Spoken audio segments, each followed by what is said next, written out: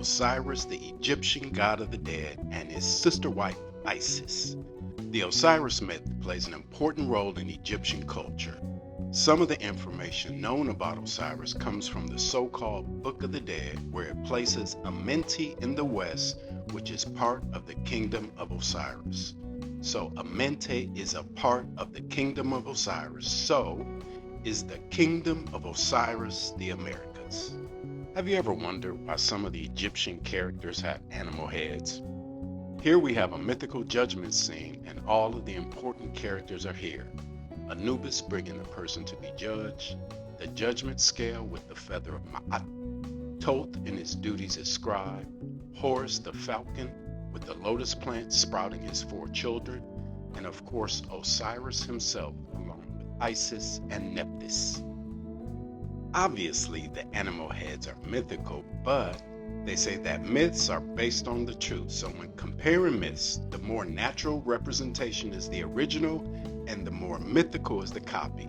So let's see if there are American counterparts to this myth, and we can see if that's true. Let's start with Anubis, the dog-headed god. In this image, we have him holding a scale, which is also a tau. You can see the black letter T, which is also the tau symbol. The American version is the Maya tau, and here we can see an upside-down tau in the doorway at Uxmal. Back to Anubis.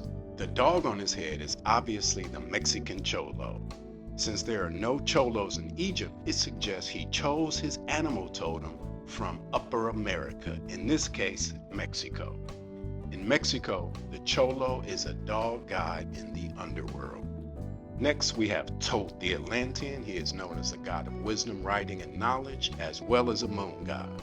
He is often depicted with the head of an ibis and the body of a human.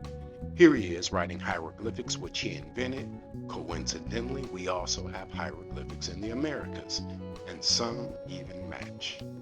His animal totem is the ibis, and more specifically, the green ibis. And guess where we find the green ibis? Central and Lower America. Next in the scene is the falcon-headed Horus holding an ankh, which is a tau with the loop on top, which makes me think that the tau symbol is older than the ankh symbol. Obviously, we also have falcons in the Americas, but what about the kids? I'm talking about Horus kids, the so-called children of Horus. Egyptians believed that the firmament was sustained at 4 points of the horizon by so-called 4 canonic deities. The American Mayas also believed that the Bacabs support the 4 cardinal points, and the remains of the dead Maya were also deposited in 4 urns with the images corresponding to a Bacab on each. The children of Horus are standing on top of a lotus flower, which normally I associate with the Hindus, but here we can see the Egyptians also had a sacred flower, which is also a lotus.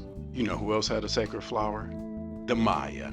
And it's a water lily, which is very similar to a lotus. Here we can see a king wearing a water lily headdress, and here in the Yucatan, water lilies and cenotes indicates clean water. Next we have the jaguar leopard priesthood, and this is King Tut in the guise of Osiris with his successor as a priest in leopard skin performing the open mouth ceremony. And of course the mural of Bonampak with the jaguar skin priesthood and the suffering dreadlock prisoners.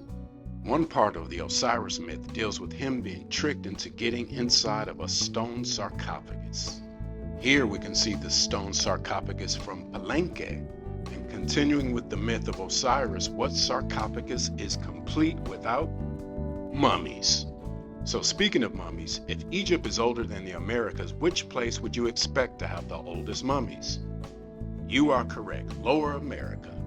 The South American mummies are up to 2,000 years older than the Egyptian mummies. What about the pyramids? Who has the oldest pyramids? Caral, Peru is considered the oldest city in the Americas. Discovered in 1994, Caral is believed to date from 2600 BC, making it the oldest center of civilization in the Americas and the second oldest in the world after Mesopotamia. Still at Caral, we look at this shape, which reminds me of the next similarity. Here we have a similar shape in the Vatican, and in the center of that shape, we have an obelisk. Obelisks are all over the world, like this one at the Washington Monument, and the obelisk is also a symbol of Osiris. It was seen as a phallic symbol directly relating to Osiris' role as a god associated with male potency and fertility. The obelisk is a mythical representation of a phallus, while here in the Yucatan you also have the more natural representation.